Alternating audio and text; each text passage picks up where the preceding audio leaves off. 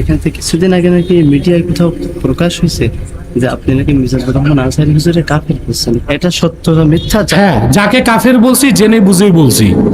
আপনি ওই লেকচারটা নিয়ে দেখে নেবেন।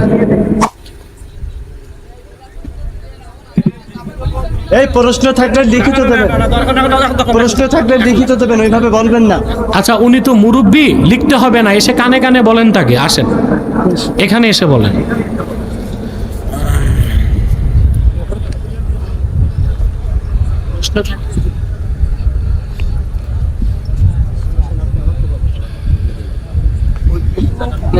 মানে জগতুল্লাহ পুলিশ কি মিজানুর রহমান আজাদ নাকি পুলিশ নাকি উনি কাফের এই সেটা কি সত্যি মিথ্যা আমরা শুনতে করি। আচ্ছা ঠিক আছে, সেটা শুনতে চাই।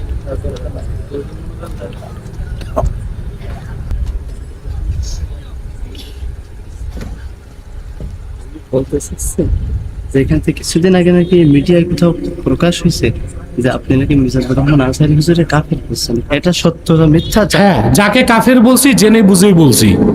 আপনি ওই লেকচারটা নিয়ে দেখে নেবেন।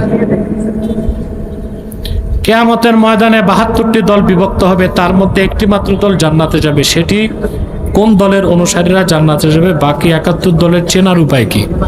জি, এটা সহিহ হাদিস।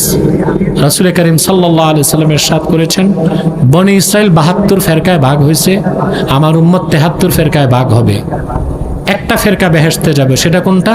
মা আনা আলাইহি ওয়া আসহাবি, অর্থাৎ আমি মুহাম্মদ সাল্লাল্লাহু আলাইহি ওয়াসাল্লাম যে পথ মত দিয়ে গেলাম, যে পথ মতের উপর আমার সাহাবীগণ আছে, এই পথ মতের অনুসারীরাই বেহেশতে যাবে।